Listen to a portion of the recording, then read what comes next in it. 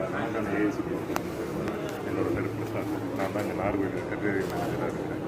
நம்ம பிளாக் பார்த்திங்கன்னா 2 அடி நீளம் இருக்கும், 8 இன்ச்சு ஒயராக இருக்கும். அகலம் வந்து 4, 6, 8, 9 4 சைஸ் வரும்.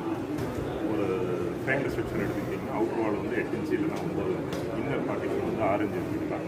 பிளைன் வாலாக இருக்கும், நீங்கள் 4 இன்ச்சு யூஸ் பண்ணலாம். நம்மளோட டெமோ வால்